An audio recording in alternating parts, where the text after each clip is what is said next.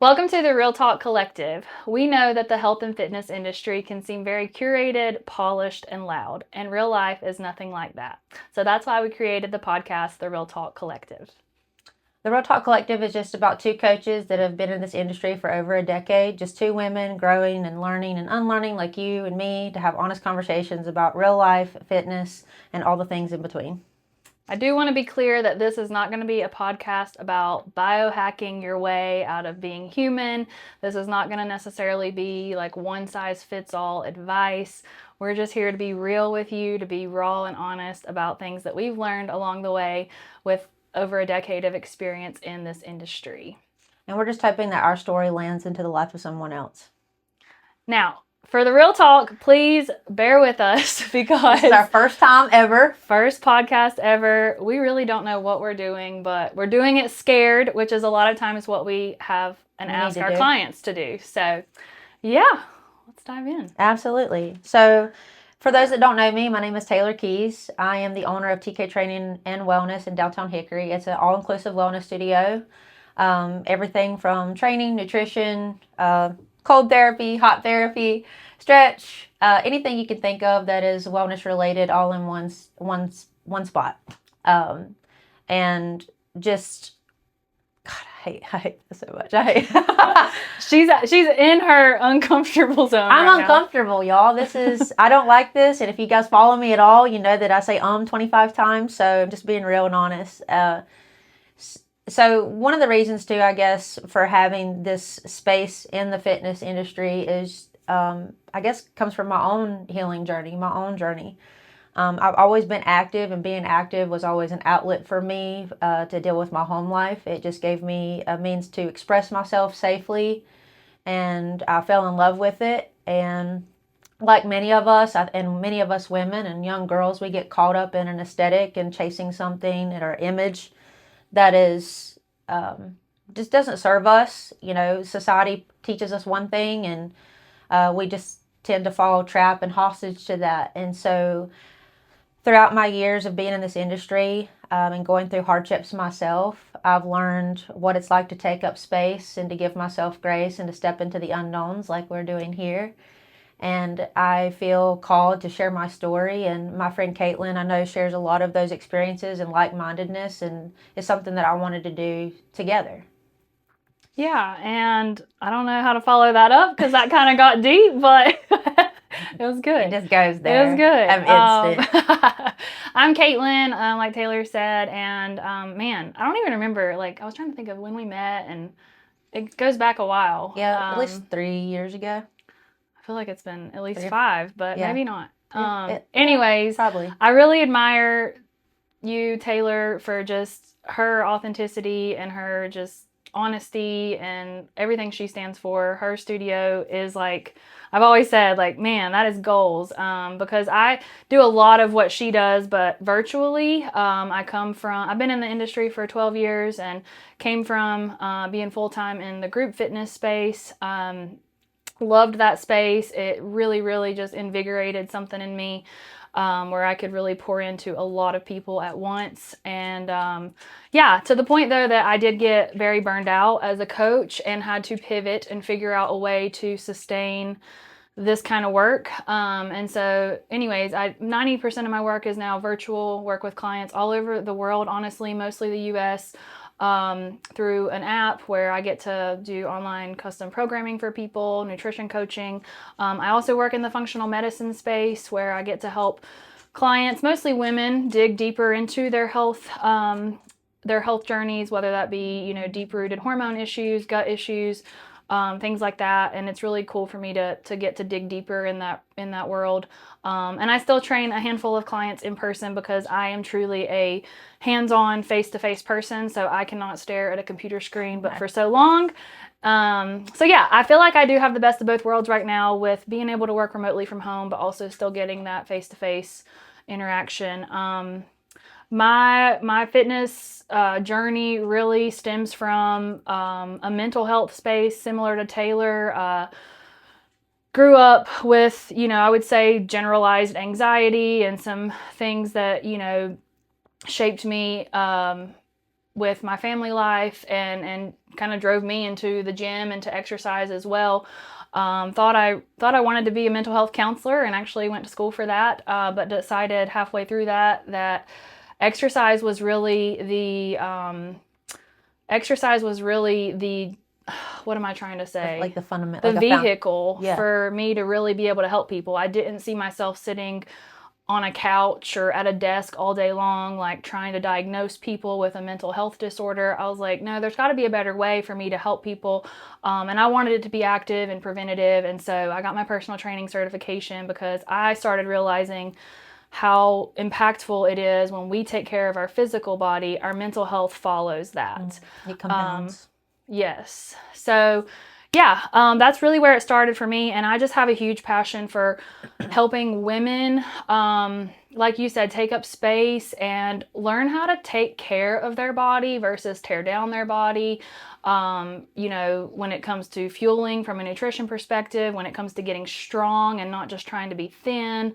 So yeah, I will try not to ramble, but that's truly my passion and where I'm at right now. And I'll go ahead and say, I think that's also like how me and Caitlin connect. I think, we recognize our childhood and just upbringing and things that happened and maybe didn't happen, lack of happening. And that kind of fueled, I guess, the paths that we chose, whether that was through our education, and then found out through education that there was more to it than that. And so I think for me and our friendship, where things really hit home to me, I think when you started sharing your journey, this is a whole nother topic, but when you started sharing your journey about breast implant illness, and, as a trainer in the fitness space, our bodies are our business card. We are put through the meat grinder a lot. And so if you don't look the part, then, people can just be vicious. And also, in saying that, we are also vicious of ourselves. Like, we are our own worst critic. We talk a lot about the body dysmorphia, but I think being in this industry that is just hyper aware, of what our body looks like, every little thing. And when you also put yourself in media to be, criticized, that just highlights some of those things. And so it leaves us no other choice but to face it. There's things that comes up and triggers us. And so anyway, what I admired is that, Caitlin was vulnerable, and she pulled something that she struggled with, her body, in the limelight, and shared it with the world. And if had it not been personally for Caitlin's story, I probably would have been one of those women that went through plastic surgery and altered my body. And I'm not saying that if you are one of those people, that there's anything wrong with you in any way, but it's just come to terms with doing it for you or doing it for the perception of you and what people believe about you. Are you really doing this for your own well-being and what you want for yourself? And is that in the best interest of yourself? Or are you doing it just to meet the standards of society and for approval of everyone else? And so I just really clicked with, Caitlin's brand after that, which was Health Over Vanity. And that was just so powerful. And I just felt like she kind of created a movement for women. And that's something I wanted to be a part of. So, again, I think there's more to it. And that's one of the reasons too, why we wanted to start something like this, is that, to break stigmas and the curations of the industry, and that this is not one size fits all, but it's also not to shame those either. It's to just bring things into light and express our own experiences, like I said, in hopes that it'll impact other people that listen. Yeah, absolutely. And thank you for that. One of our hashtags that we did also kind of add into our recent post about this podcast was truth over trends.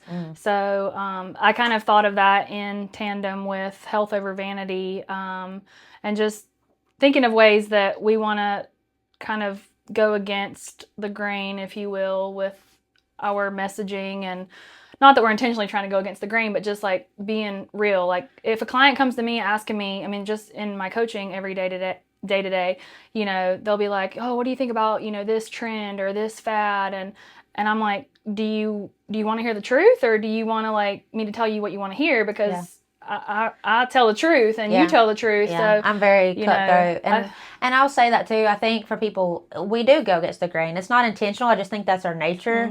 We're tired as women. We reached a point in our journey that we're tired of being spoon-fed what everybody else was being spoon-fed. And we recognized that personally it wasn't working for our bodies. Right. our bodies were symptomatic and just things started showing up in our bodies, and our bodies are great communicators. That's how we were created. And so if you're having fatigue and brain fog and skin issues and, gut distress and we can go down that whole thing, but your body is screaming. It's saying like, hey, I need help. And we, instead of just, well, this is just the way it is, or, taking pills or whatever, and just kind of falling, again, slave to the system, we decided, actually, I'm going to ask questions and I'm going to dig deeper and I'm going to really be in tune with what my body needs and listen to it and become a voice. I believe that God created our bodies to function, efficiently and effectively, and it's up to us to be good stewards of those bodies so that they can continue to do that. And when we're not, it begins to break down. And so to notice those things and to create that mind-body connection as to what is my body saying, and before it screams, I'm going to listen to it when it whispers. And so I don't think it's intentional that we go against the grain, but it's just the way that it is. Yeah. It's just, we recognize that what works, what they say that works is not working. The system is broken. And so, and just being a voice for other people that are maybe scared to ask questions. I love to learn. I have a thirst and a hunger to learn. And I realize that things are constantly changing and adapting, as well as our bodies. I feel like as soon as I learn my body, it changes again, every like 3 to 5 years.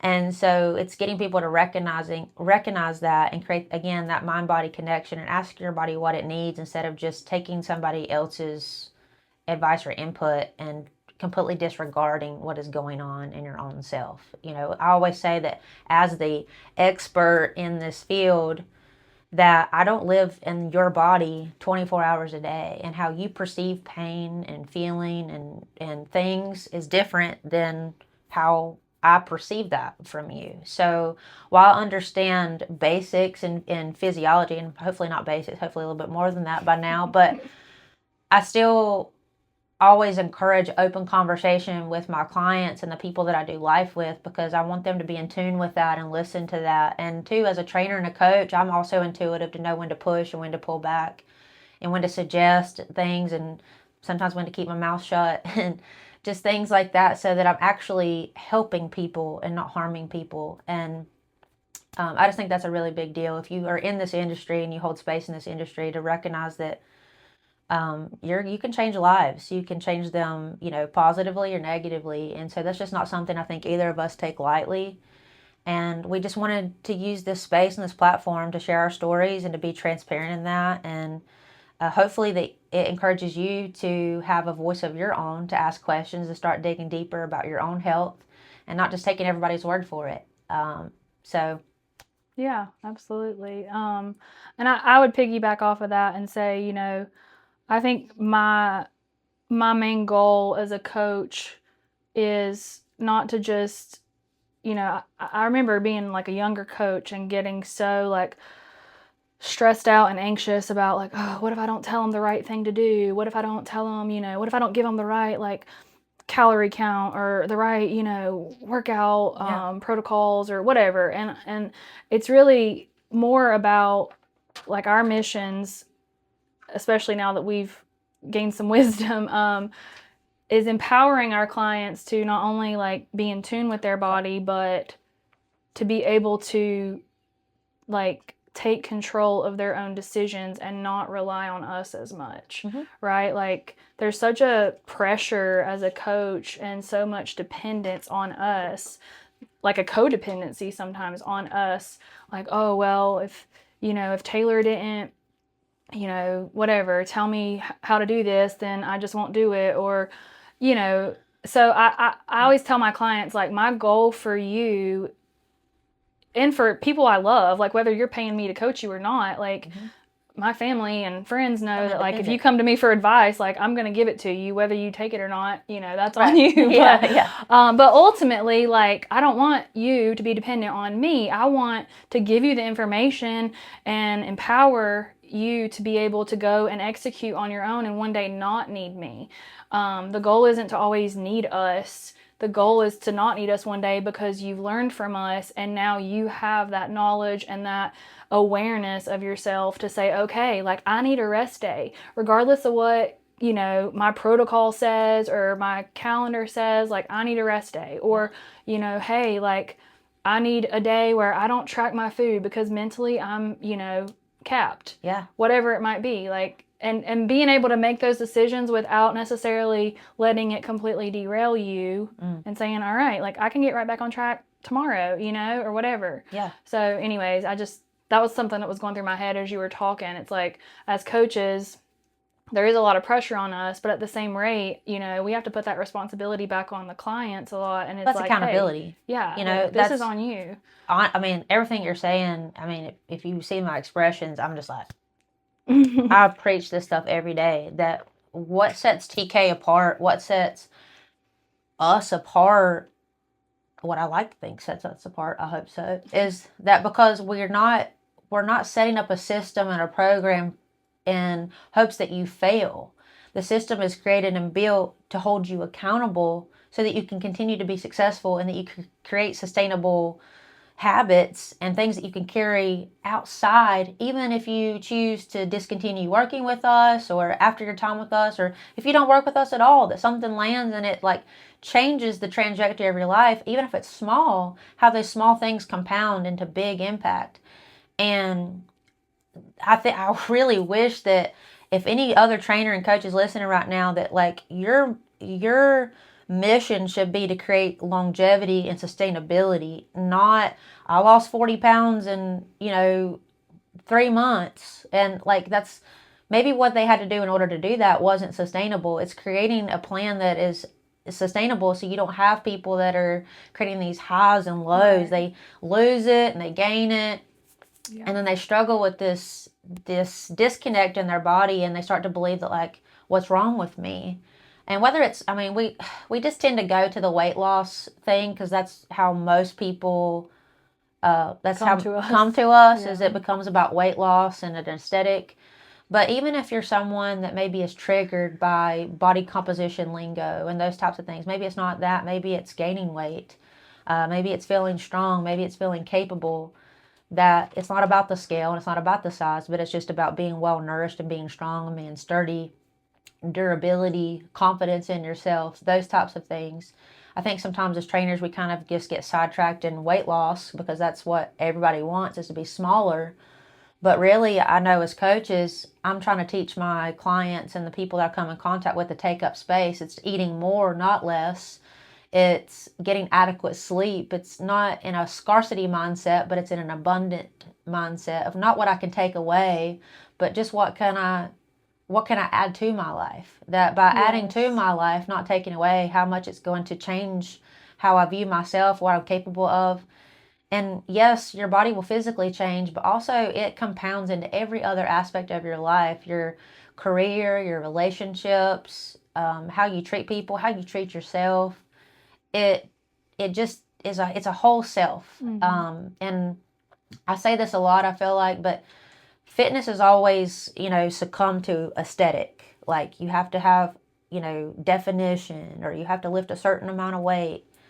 But fitness is being able to do what you want when you want to do it without restriction.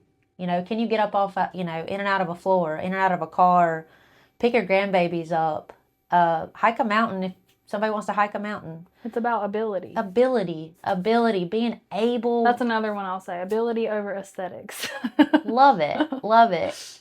I want you to be able to live life on your terms and not avoid it because of what you can't or won't do. Right. And I want people to believe that they can. And when they start believing that they can, man, you open a door up for so many possibilities in a completely different life. No matter what aspect that is, whether that's fitness or, you know, anything else. So, I love it. Something that, go ahead. No, you're good.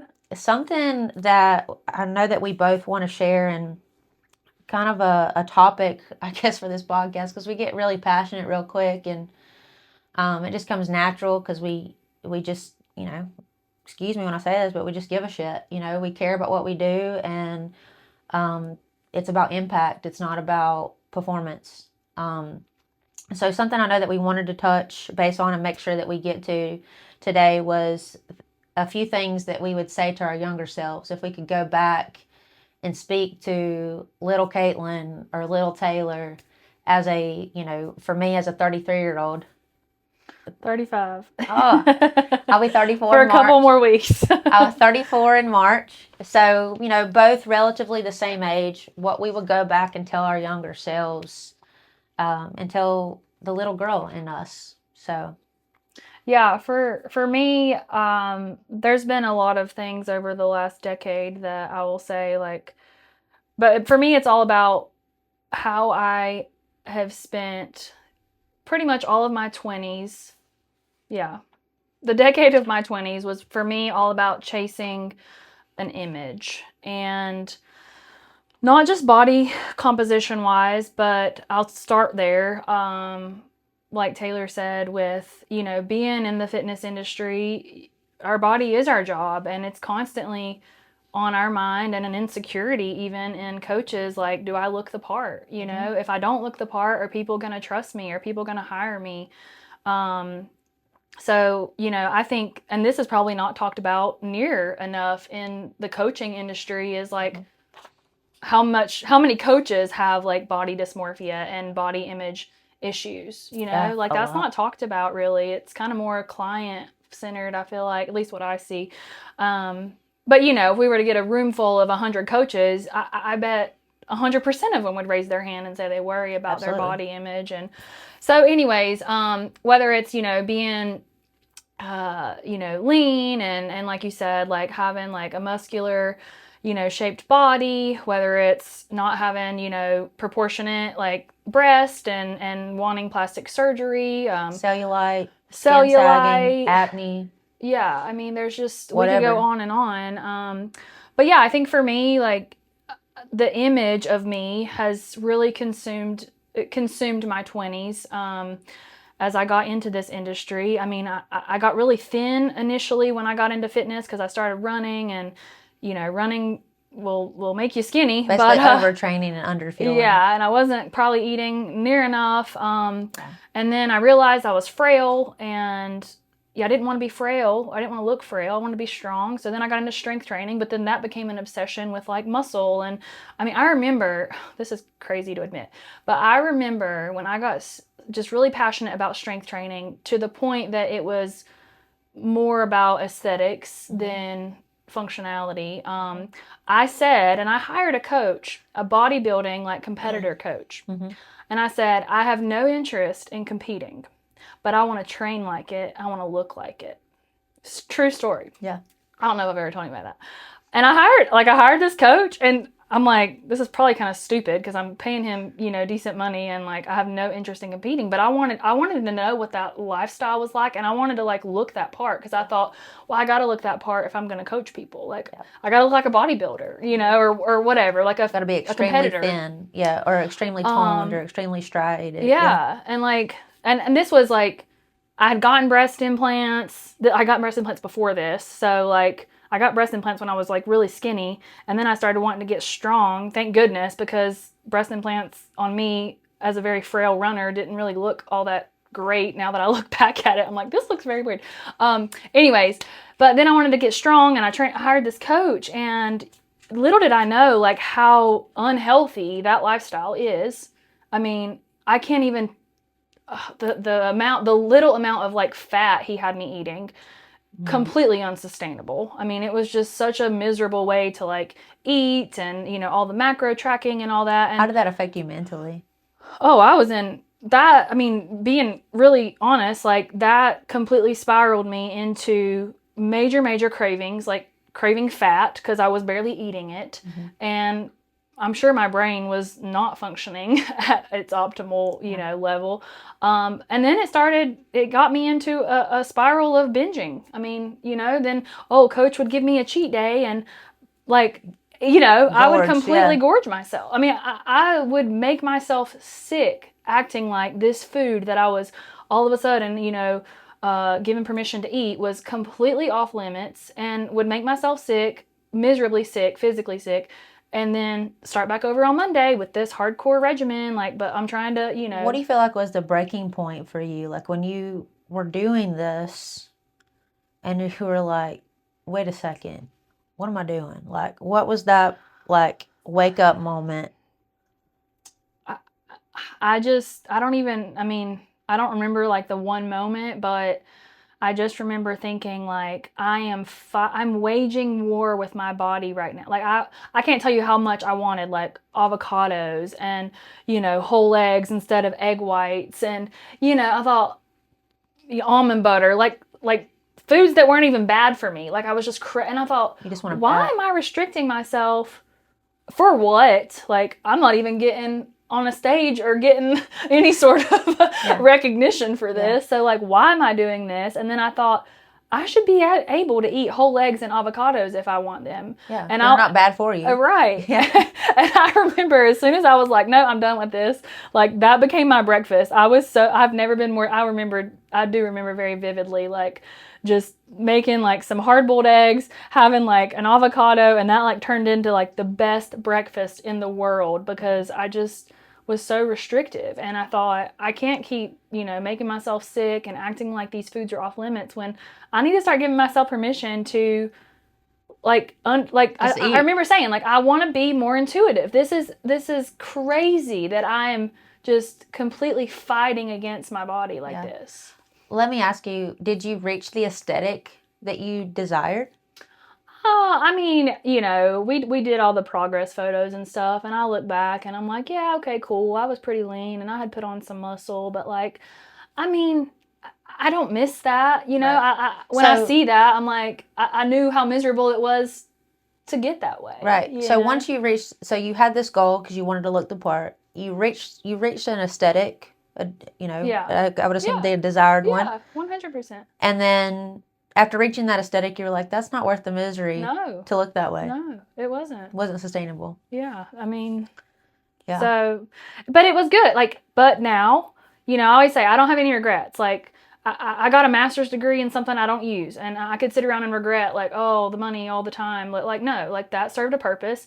This season of my life where I was super hardcore, like trying to look the part, served a purpose because now I can use that. I can relate to people. I can talk to people. Yeah, I'm here. And, you know, I always say you got to see the contrast. So like whether it was the breast implants, like I had to go through that to really learn to appreciate the way God made my body, you know, and I needed to go through this restrictive time, honestly, so that I can now coach people on how to approach these things with, you know, balance. Yeah. And I mean, like I said, I can honestly say that, like, while that was a hard time for you, your story directly, I would say directly, I won't say indirectly, directly impacted me.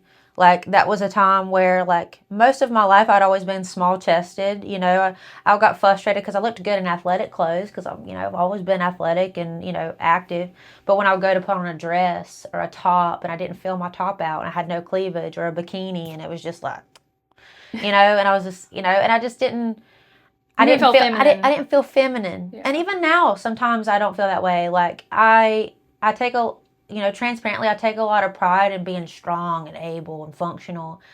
And so, I build my clients up to be that way. I want them to be strong and functional and take up space, not be as small as possible. Because I, like Caitlin, was in that place of trying to be as skinny as I can be. You know, that if I got over a size 2 pant, that I was somehow like obese. You know, if I didn't have at least a B or a C cup, that I wasn't a girl, or I don't know, just the lies that we tell ourselves as young women and women in general, that because we don't look like somebody else, that makes us less than.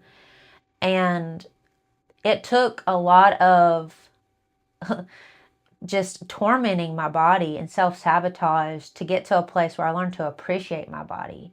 You know, growing up, I had frizzy red hair and, you know, horrible cystic acne, and there was these, you know, olive skin girls and their dark hair and their dark eyes and their tan all year round, and then I was like Casper, you know, and my skin is very sensitive. It's very sensitive to everything. You know, I had thick hair and I just felt like I don't look like everybody else, and I don't have any friends, and I feel isolated, and I feel Like, why did God make me this way? And I really wrestled with that because I had a hard time making connections with people, and I felt like it was because of the way I looked that was the problem. I didn't look like everybody else, and therefore people were resistant to me.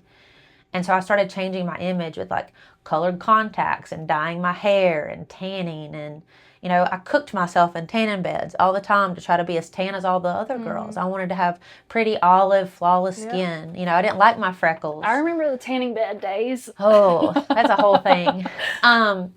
But the things that I put myself through, you know, running all the time, I would run miles and miles and miles until my bones would throb because I felt like the more, the better. I gotta, if I ate something bad, I would punish myself in a workout. I would, you know, stay in the gym 3, 4, 4.5 hours and wreck my body and then tell myself I couldn't eat because I just worked so hard to burn it off. Yeah.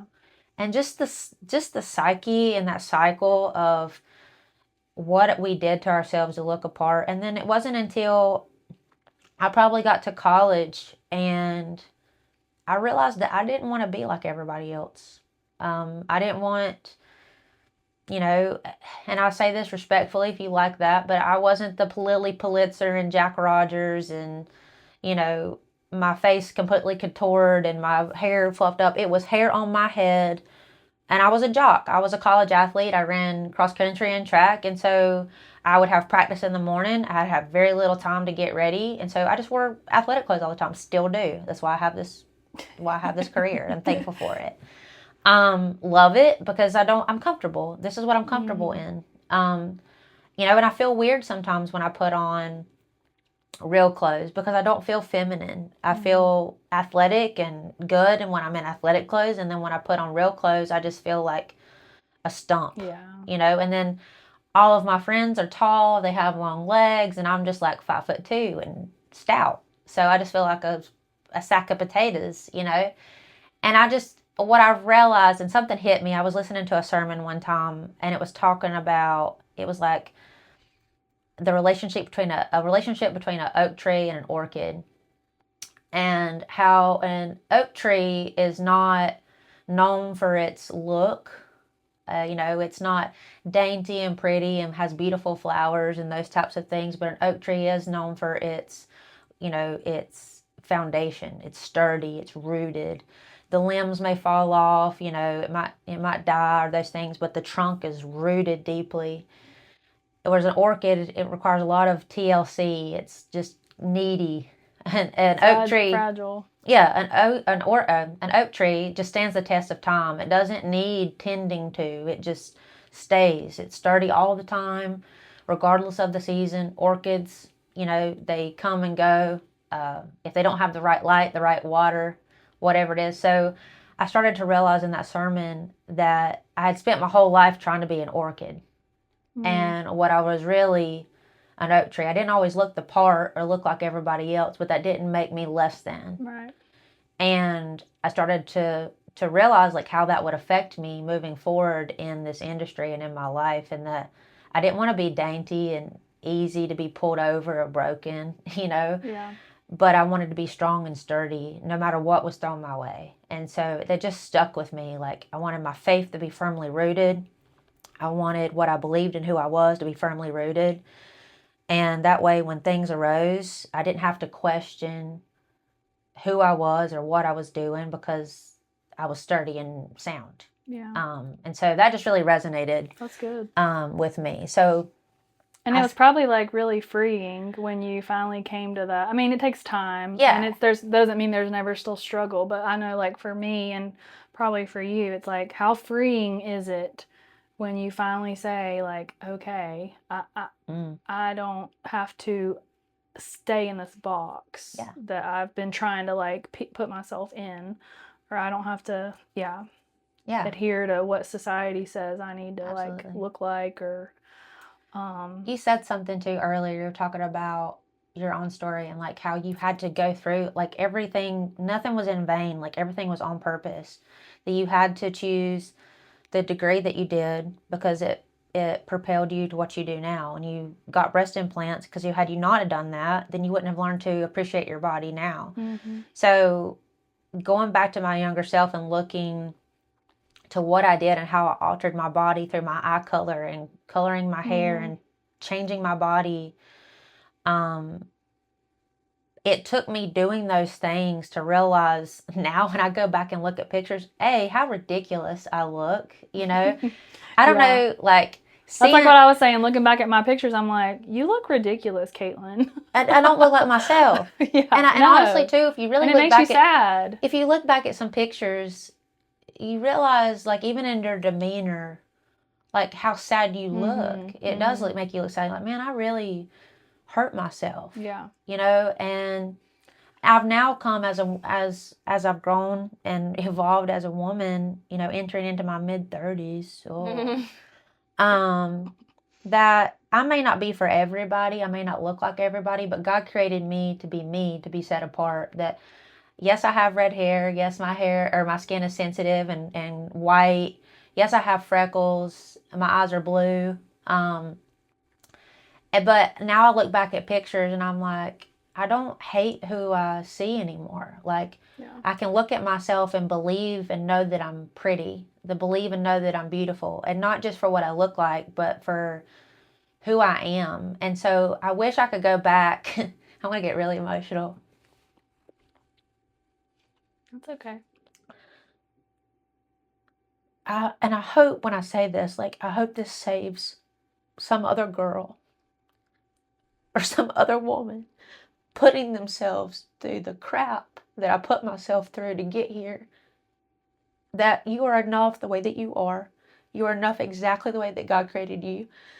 You know, cellulite, wrinkles, freckles, moles, whatever it is, that it is so beautiful. Like, I look back at people that have freckles and are like me, and I'm like, man, that's really pretty, you know. Or I look at people that are aging and they have salt and pepper in their beard or their hair, and they have wrinkles around their eyes, and I just think, what a privilege it is to look at somebody you love and that loves you back, and to grow old with them, and to see the story, like that. If we're like this all the time, and I'm not, please know that, like, I'm not like dogging that at all. Like, we all have our crunchy things, you know.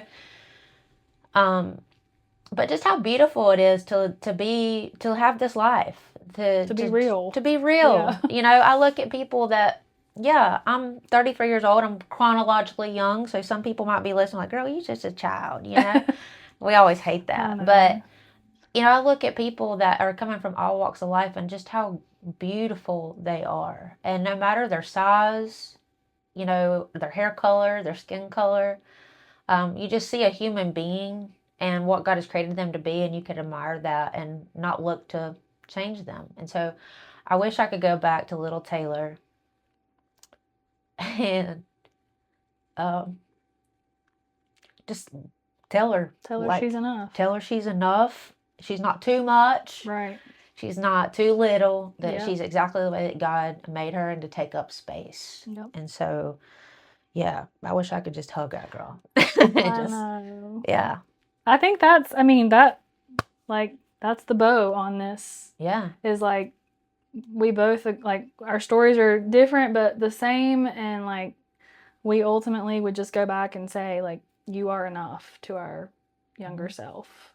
Because yes, it would have saved us a lot of heartache and money, a lot of money, a lot of money, and stress, and but on the flip side, like, I fully believe, like, God is using our stories to help people, and that's why we're here. Like, that's why we wanted to create this, because it's hard out there. Like, life is hard. Vicious. Like, I think it's harder than ever. Like, even, you know, now compared to 10 years ago when we were probably in the thick of all this. Like, I just think of the kids that, you know, are in their late teens, early 20s, and like social media, and just like how curated and like, you know, the pressure that there is now. Thankfully, we didn't have, growing up, I didn't have TikTok and social media. So now I see these girls that are watching TikTok videos and those things, and they're, you know, using skincare and they're 7 years old. And I'm Right. like, there's nothing wrong with your skin. Right. Like, your skin is like, Or all it's- these filters, and they Yeah. just don't even know or what they their put real on face so looks much like. makeup. Yeah. Like, I remember as a teen, oh my gosh, we could go back. I remember as a teenager taking eyeliner and just like darkening up my eyes as much as I could. And I'll never forget it. My grandmother told me one time, and it has stayed with me, my Bubba. She said, Taylor, makeup is not to cover up, it's to enhance. It's not to take away from what you already have or to cover up and to conceal yourself and become somebody that you're not. It's to enhance what you already have. Yep.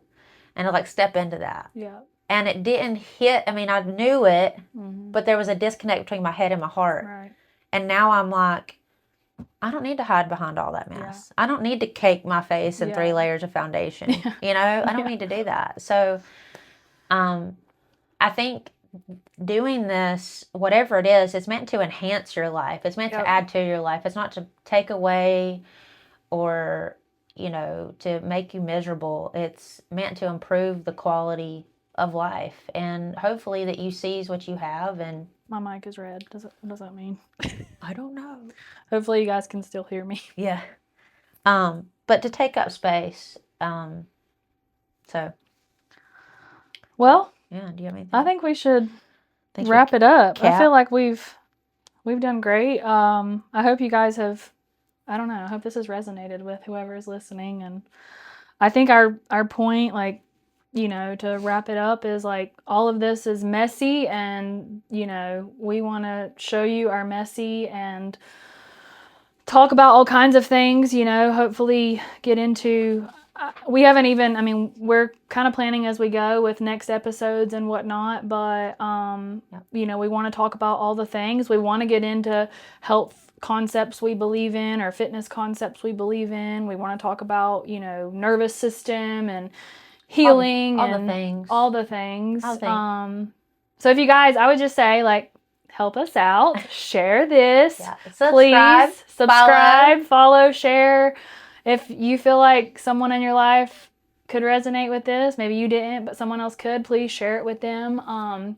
Help us get off the ground. Yeah. And if you want to send us like any topics that you're curious about or want more information on, or just to get our take, or you have questions, like, we welcome it, whether it's, you know, commenting on this on YouTube or sending us a direct message on social media. Like, we welcome it. Yeah. We'd love some inspiration. Let us know what you want us to do next and if it lands. So thank you guys. Yeah, thank you. Bye-bye.